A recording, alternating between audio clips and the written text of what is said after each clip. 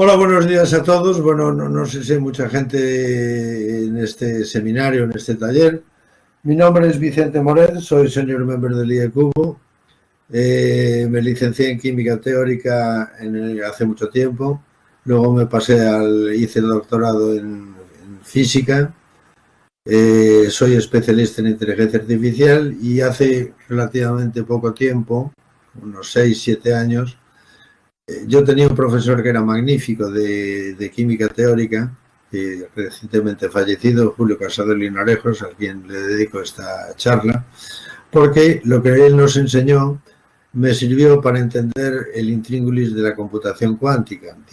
Cogí un artículo, lo leí y dije, esto lo entiendo. Y entonces me metí de lleno en el mundo de la computación cuántica y ahora estoy, metido en un proyecto europeo de 4,5 millones de euros con 12 empresas, entre las cuales está AstraZeneca, Atos, en fin, es un proyecto importante. El objetivo de esta charla es simplemente acercar a los más jóvenes, y cuando digo los más jóvenes son los más jóvenes, al mundo de la mecánica cuántica. No va a ser una charla, no va a tener grandes complicaciones, y lo que sí me gustaría sería una charla interactiva. Los que me conocen saben que mis clases son de todo menos convencionales. Soy muy histriónico y me gusta mucho pasear y tirar tizas al encerado para demostrar el principio de acción y reacción, en fin, cosas así. Dejando aparte esta puntualización, voy a empezar la presentación con una pequeña transparencia que nos va a servir como contexto. Si lo veis bien, por favor confirmármelo bien vía chat o bien vía lo que sea. Se ve un gato ahí que está levantado y otro gato muerto. Bueno, este es el gato de Rödinger, que nos va a servir para ilustrar gran parte de lo que quiero decir en esta charla. La idea es que la siguiente. Vamos a hablar del cuerpo negro. La mecánica cuántica es misteriosa, pero la física es física. Entonces, podemos definir la mecánica cuántica como la física de lo muy pequeño, en contraste con la física de la relatividad, que es la física de lo muy grande. Y aquí, antes de empezar la charla, el taller propiamente dicho, os voy a contar una anécdota que a mí me impresionó, que es la anécdota de Paul Dirac. Paul Dirac era un físico teórico de muy mal carácter, pero muy brillante. Y en 1926, Irving Schrödinger propuso su famosa ecuación de ondas, que es la ecuación de la mecánica cuántica. Y Paul Dirac conocía desde 1905 la teoría de la relatividad especial. Y entonces se dedicó a dijo, la física es física, tanto la de lo muy grande como lo de lo muy pequeño. Y entonces empezó a trabajar en la ecuación de Schrödinger para unificar las dos teorías. Estas dos teorías las logró unificar introduciendo un término en la ecuación de ondas de Schrödinger que suponía la existencia de una partícula, por ahora vamos a llamarla partícula, con la masa del electrón pero carga positiva, y le llamó positrón.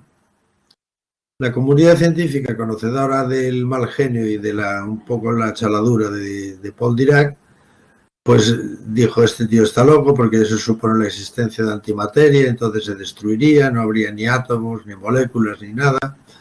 Pero resulta que Paul Dirac siguió RQR con la idea, defendiéndola a muerte, hasta que 3 años después un físico experimental, Andersen, descubrió experimentalmente una partícula que tenía exactamente las mismas características del positrón que había predicho Paul Dirac. Entonces quedó confirmada la existencia de ese positrón.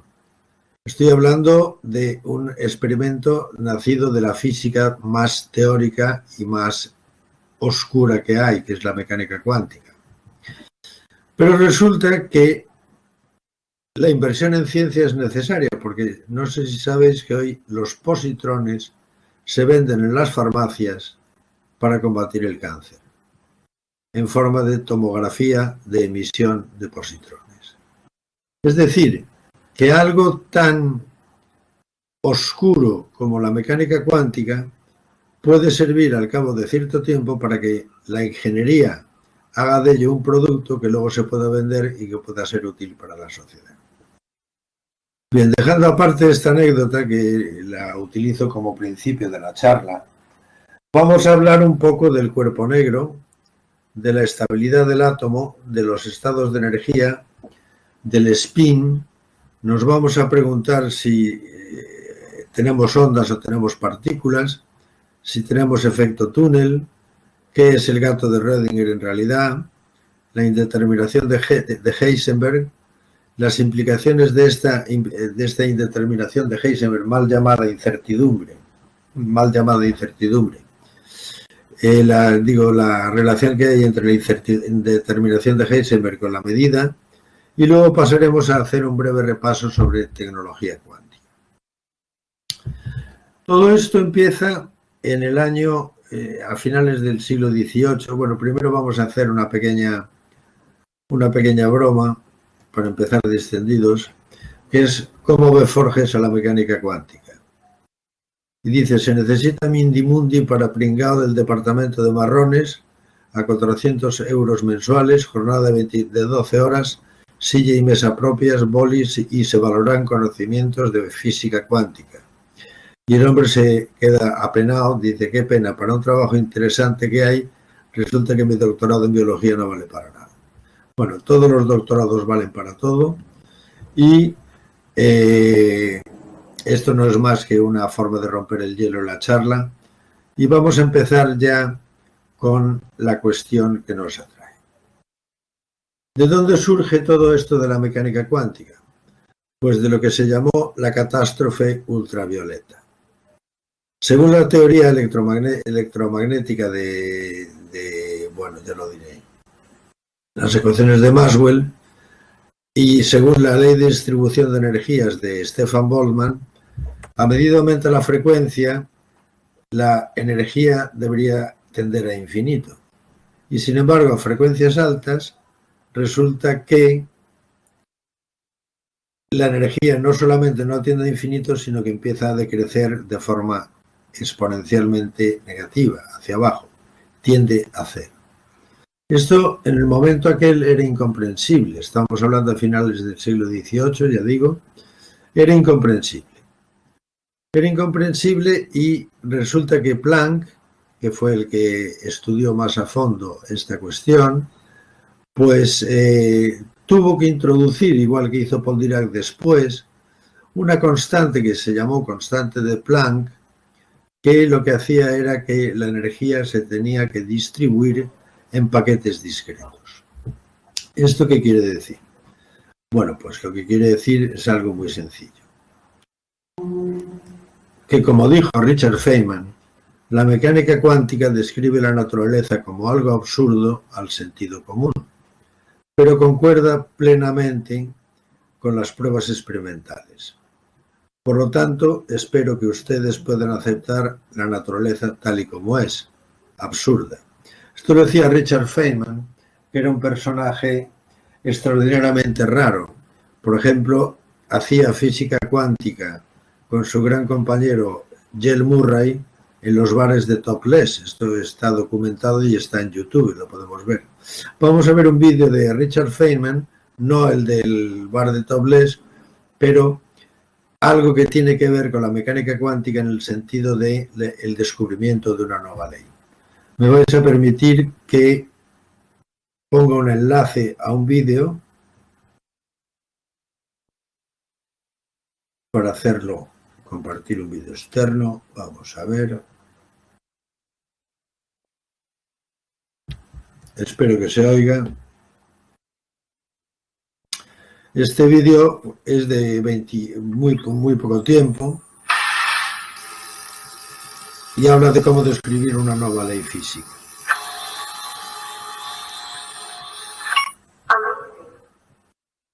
I'm going to discuss how we would look for a new law.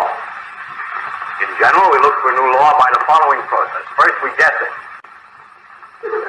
Then we So don't laugh, that's really true. Then we compute the consequences of the guess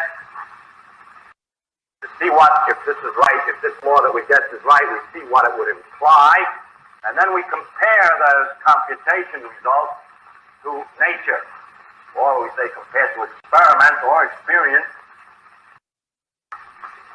compare it directly with observation to see if it works. If it disagrees with experiment, it's wrong. And that simple statement is the key to science. It doesn't make a difference how beautiful your guess is. It doesn't make a difference how smart you are, who made the guess, or what his name is. If it disagrees with experiment, it's wrong. That's all there is to it. Bueno, pues una vez visto este vídeo, lo voy a dejar de compartir. Este Richard Feynman era un hombre extraordinariamente extraño. Tan extraño que se cuestionaba todo desde una perspectiva absolutamente ingenua. Y cuando se estaba, no sé si os acordáis del desastre del Challenger, que fue una transbordadora espacial que explotó en el aire, Richard Feynman ya tenía una cierta edad y estaba enfermo de cáncer, y se formó, cuando explotó el Challenger, una comisión en la que había militares, políticos, etcétera, etcétera, etcétera. Y se formaban reuniones periódicas en torno a las causas que habían motivado la destrucción del Challenger. Y Feynman nunca iba a las reuniones. En vez de ir a las reuniones, lo que iba era a los hangares de Cabo Cañaveral a ver los restos que habían recuperado del Challenger. Y todo el mundo se preguntaba, ¿dónde estará Richard Feynman? ¿Dónde estará Richard Feynman? ¿Dónde estará Richard Feynman? Y Feynman seguía hablando con los obreros, con los encargados, con los peritos. Y cuando llegó la última reunión donde se explicaban las conclusiones, Richard Feynman demostró cómo se había destruido el Challenger en pleno vuelo con un vaso de agua. Esta anécdota también me parece muy importante en el del desarrollo de la física cuántica, como veremos a continuación. Y la cuestión es que el día que se destruyó el Challenger en pleno vuelo, hacía un frío normalmente alto en el lugar de lanzamiento. Y entonces os voy a poner un segundo vídeo, que quiero que miréis con atención. Es un vídeo de 30 segundos apenas.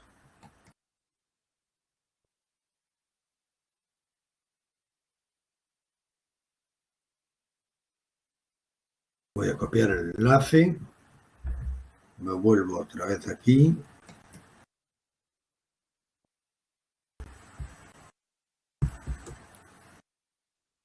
Y compartimos el vídeo.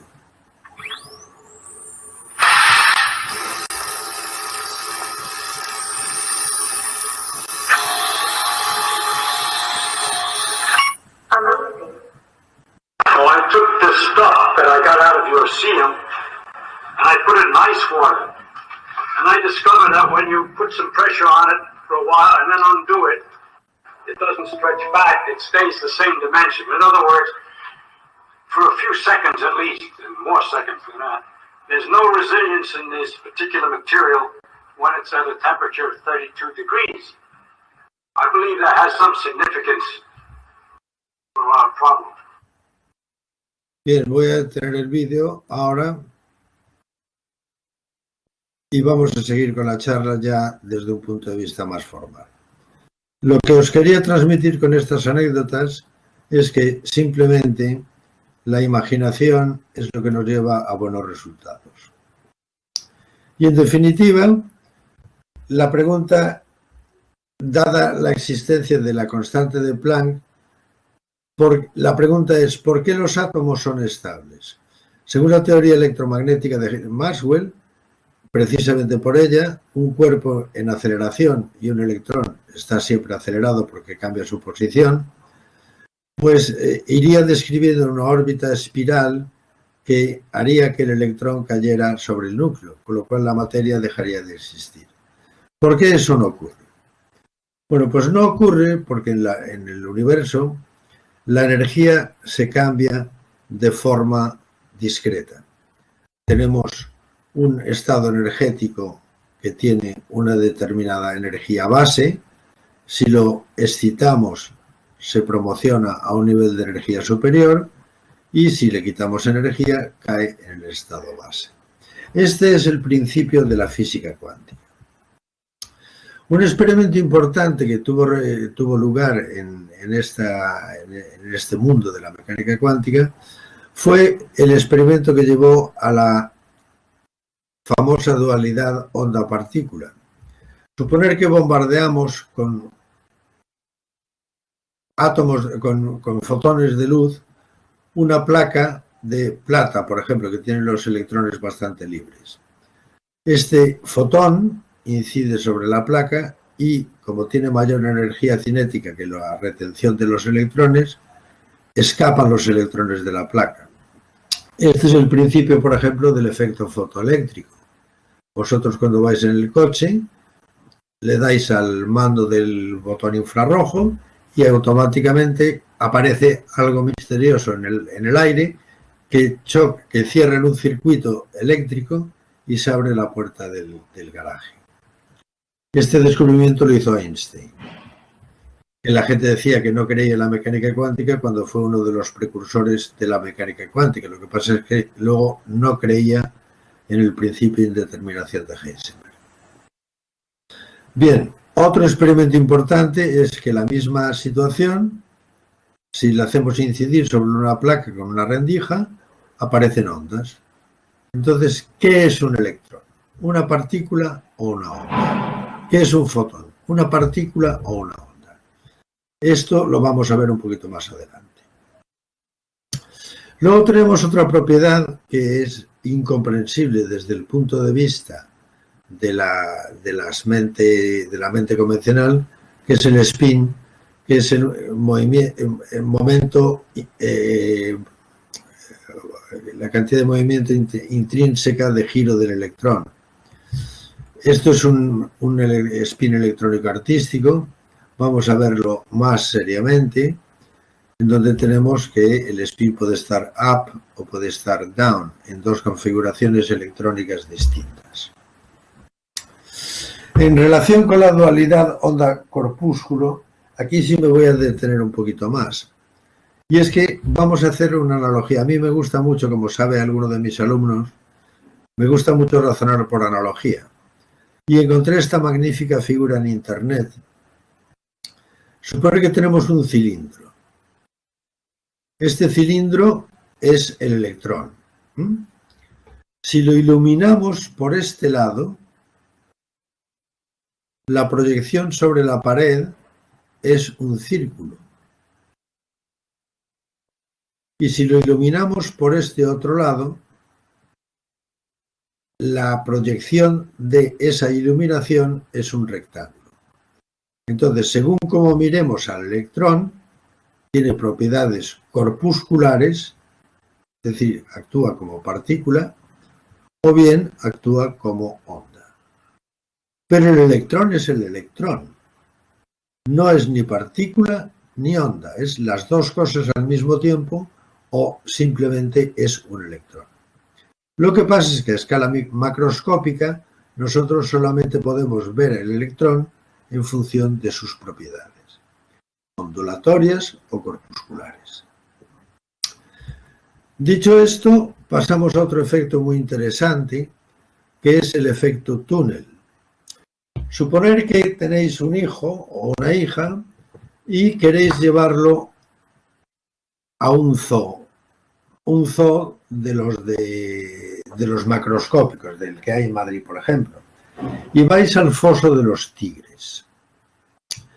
El foso de los tigres es lo que se llama la barrera de potencial, y esta barrera de potencial está diseñada de forma que por mucha energía que tenga el tigre en el momento del salto, nunca va a poder superar la barrera de potencial y por lo tanto vosotros podéis estar tranquilos llevando a vuestro hijo al zoo, porque podéis estar seguros de que el tigre no va a salir del foso.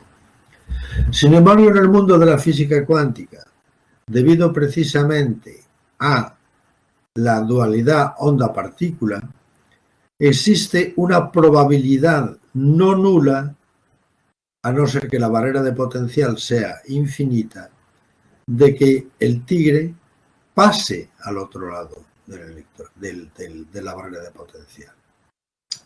El efecto túnel está presente en muchas cosas. Por ejemplo, el óxido de hierro es un material absolutamente aislante. Y sin embargo, el que tenga una maquinilla eléctrica tendrá los bornes seguramente llenos de óxido de hierro.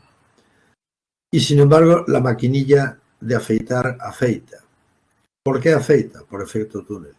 Porque parte de los electrones rompen la barrera de potencial del aislante del óxido de hierro y cierran el circuito que pone en marcha la maquinilla eléctrica. Por lo tanto, tened mucho cuidado si lleváis a vuestros familiares a un zoo cuántico, porque puede ocurrir la situación de que el tigre se os coma al sobrino.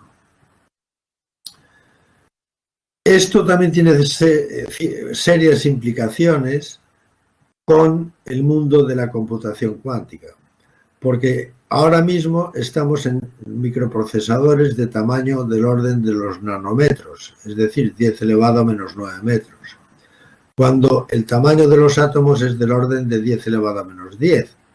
¿Qué ocurre? Que en los transistores actuales el grado de miniaturización es casi cuántico y los electrones que circulan por los microprocesadores se escapan del circuito cuántico y del circuito correspondiente y perdemos información. Vamos ahora a hablar un poco sobre el experimento del gato de Redinger, que es consecuencia del principio de indeterminación de Heisenberg. El experimento es el siguiente. Tenemos un emisor de partículas que puede o puede no, depende, es aleatorio, incidir sobre un mecanismo que acciona a un martillo que puede golpear un veneno que inmediatamente mataría al gato. Entonces, por efecto de la naturaleza corpuscular de la radiación, este electrón puede estar dirigido o no hacia el detector del martillo. Supongamos que no lo está. En ese caso, el gato estaría vivo. Supongamos que lo está. Accionaría el martillo, rompería el frasco y el gato estaría muerto. Pero supongamos ahora, desde el punto de vista cuántico, que no está dirigido hacia el detector. Entonces, ¿qué ocurre? Que precisamente por la naturaleza dual de las partículas subatómicas, también hay una manifestación en forma de onda, y las ondas se superponen. Luego, parte del electrón puede incidir sobre el detector, con lo cual haría caer el martillo, romper el frasco y matar al gato. Luego, el gato puede estar simultáneamente vivo o muerto. Claro, ¿cuándo sabemos esto? Cuando abrimos la tapa. Entonces, por el mero hecho de medir, si no medimos la situación, el gato está simultáneamente vivo o muerto, o lo que es lo mismo, no lo sabemos, nos da igual, está en un estado de superposición cuántica. Solamente cuando medimos alteramos la medida y por lo tanto podemos adivinar, podemos comprobar si el gato está vivo o muerto.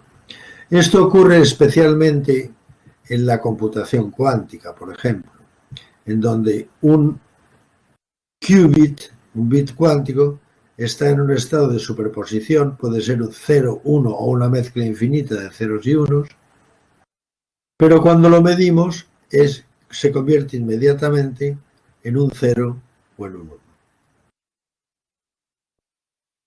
Vamos a ver un poco más en detalle la indeterminación de Heisenberg. El principio de Heisenberg o principio de indeterminación y establece que es imposible determinar la posición de un electrón en un átomo y su velocidad con cierto grado de certidumbre si el electrón se describe como una onda.